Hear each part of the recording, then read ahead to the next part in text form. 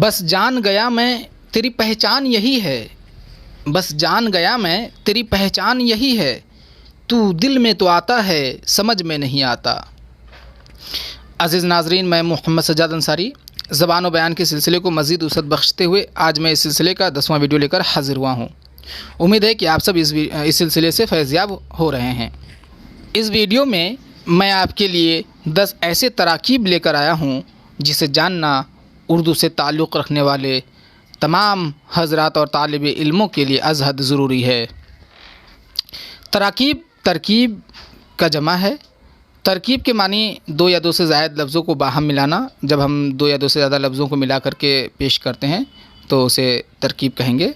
بہرحال تو 10 ایسے تراکیب اس ویڈیو میں پیش کیے جائیں گے جسے جاننا بے حد ضروری ہے، کیونکہ عوام میں تو یہ غلط مروج ہو ہی چکا ہے، لیکن جو پڑھا لکھا طبقہ ہے وہ بھی اسے بلا تعامل غلط پڑھتے ہیں۔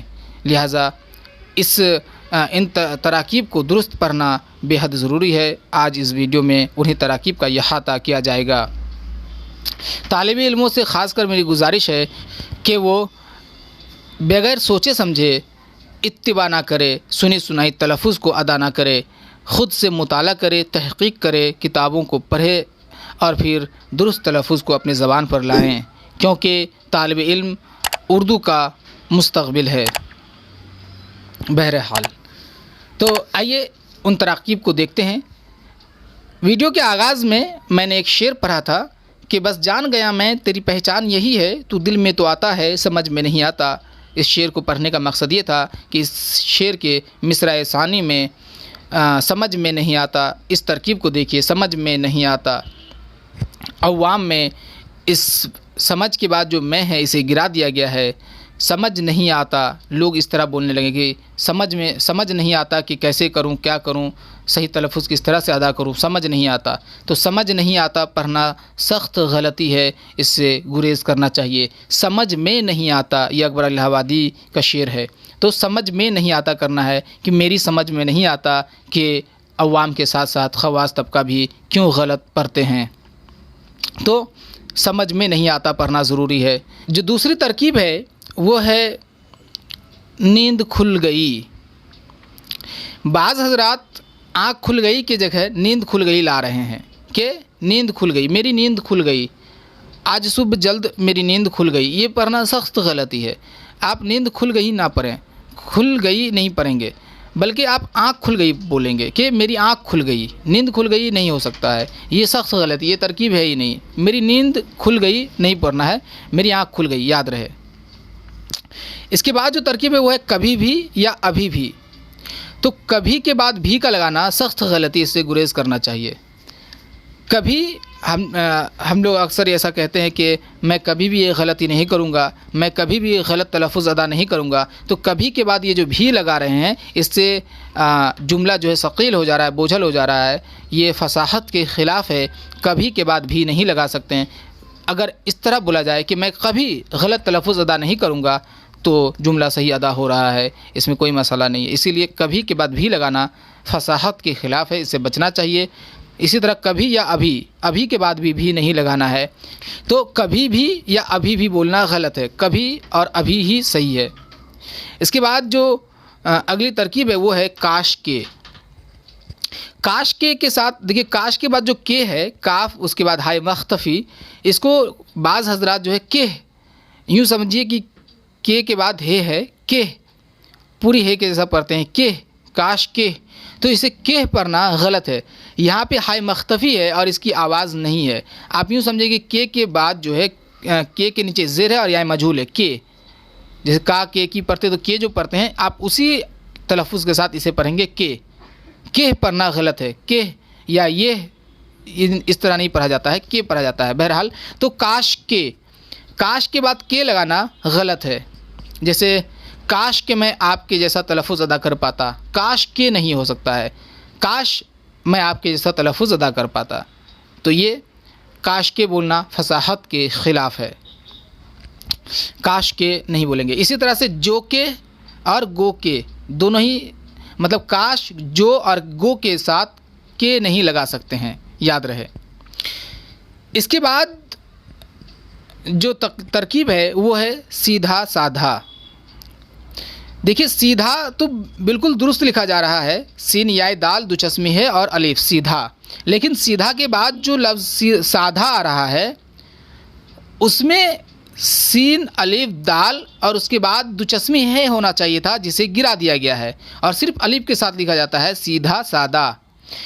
آپ کو یہ بتا دوں کہ اردو میں سادہ یہ جو سین الف دال الف ہے اس طرح کا کوئی املا کوئی لفظ ہے ہی نہیں، سادہ کوئی لفظ نہیں ہے اردو میں.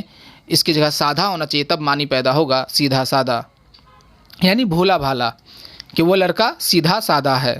سیدھا اور سادہ یہ غلط ترکیب ہوگی، سیدھا سادہ غلط ترکیب ہے، سیدھا سادھا یہ درست یہ ترکیب ہوگی. اسی طرح سے یہ تو مذکر کے لیے ہے، جیسے وہ لڑکا سیدھا سادہ ہے. اب مؤنث کے لیے بھی سیدھی سادھی، اور پھر جمع کے لیے جو ہے سیدھے سادھے، جیسے ہم لوگ سیدھے سادھے طالب علم ہیں تو سیدھے سادھے. اس کے بعد جو ترکیب ہے وہ ہے غرض یہ کہ. غرض یہ کہ پہلے تو آپ اس کے تلفظ کو جانیں کہ غرض کو غرض پڑھنا، رے کو ساکن کر کے پڑھنا غلط ہے.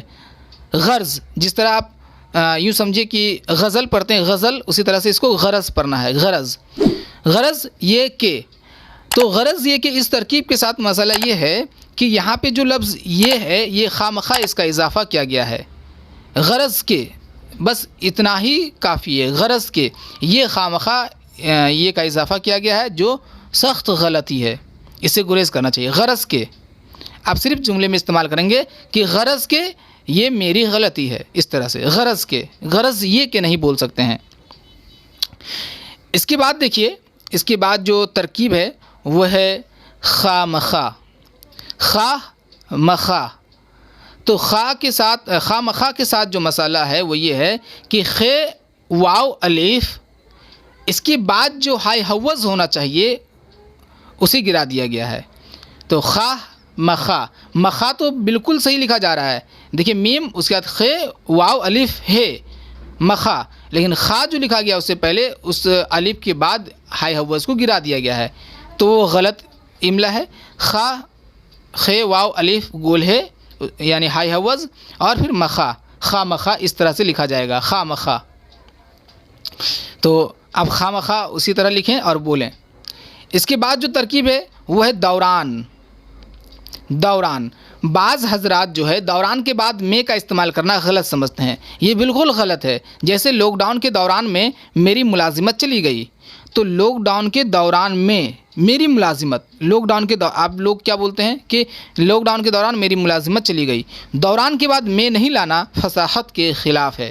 دوران کے بعد میں کا اضافہ کرنا از حد ضروری ہے، یہ ذہن میں رکھیں آپ. دوران میں، اس دوران میں میری یہ حالت ہوئی.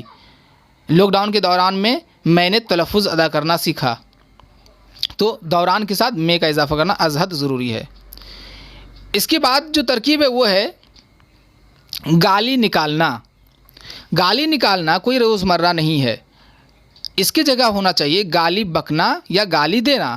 جیسے وہ دن بھر گالی بکتا رہتا ہے یا وہ دن بھر گالی دیتا رہتا ہے، دونوں ہی درست ہے، لیکن گالی نکالتا رہتا ہے یہ غلط ہے، یہ غلط ترکیب ہوگی. اس کی جگہ آپ گالی دینا یا بکنا لائیں گے. اگلی ترکیب کو دیکھیے، جوتا ڈالنا یا کپڑا ڈالنا یا قمیض ڈالنا. یہ جو جوتا کپڑا اور قمیض کے ساتھ جو ڈالنے کے بعد جو ترکیب بن رہی ہے، اسے اس طرح بولنا غلط ہے. جوتا پہننا صحیح ہے، قمیض پہننا، کپڑا پہننا.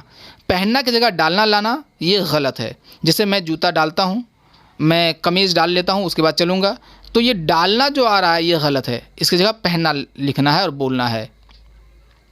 تو آپ نے آج 10 تراکیب کو دیکھا. امید ہے کہ ان تراکیب کو آپ پہلے سے ہی درست ادا کر رہے ہوں گے. اگر آپ نہیں ادا کر رہے تھے تو اب جو ہے آپ اسے درست ادا کریں. اگر آپ چونکہ طالب علم ہیں اس لیے آپ سے توقع کی جاتی ہے کہ آپ درست تلفظ ادا کریں گے، کیونکہ طالب علم ہی اردو کا مستقبل ہے. بہرحال اگر آپ طالب علم ہیں اور اگر آپ صرف سنی سنائی تلفظ پر اکتفا کر رہے ہیں تو آپ سخت غلطی کر رہے ہیں۔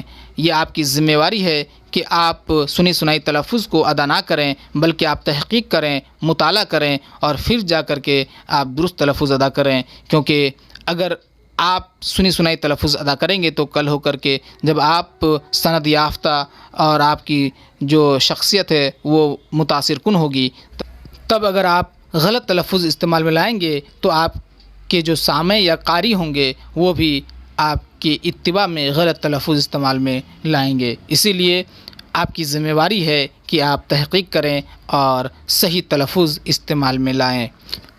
مزید معلومات کے لیے آپ رشید حسن خان کی کتاب اردو املا اور طالب الہاشمی کی کتاب اصلاح تلفظ و املا ان کا مطالعہ کر سکتے ہیں۔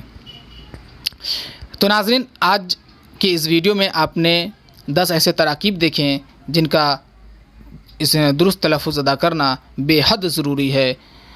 امید ہے کہ آپ ان تلفظ کو، ان تراکیب کو بہتر طریقے سے سمجھ گئے ہوں گے، اور اگر آپ غلط استعمال میں لاتے تھے تو آپ ان کا استعمال ترک کریں گے اور اس کی جگہ میں جو درست طریقہ ہے انہیں آپ اپنی زبان پر لائیں گے۔ اگر آپ کو یہ ویڈیو پسند آتا ہے تو ویڈیو کو لائک کریں۔ اگر آپ کو کہیں بھی میری غلطی دکھی ہو تو آپ اس کی نشاندہی کریں تاکہ میں شکریہ کے ساتھ اسے درست کر لوں۔ اگر آپ کو کہیں اعتراض کرنا ہو تو آپ صحت مند اصول کے ساتھ اعتراض کریں، آپ کے اعتراض کو قابل قبول سمجھا جائے گا۔ اگر آپ کو لگے کہ آپ کے دوست و احباب بھی اس ویڈیو سے فیض یاب ہو سکتے ہیں تو آپ ان تک بھی اس ویڈیو کو پہنچائیں تاکہ وہ بھی مستفیض ہو سکیں۔ اب اجازت دیجیے، اللہ حافظ۔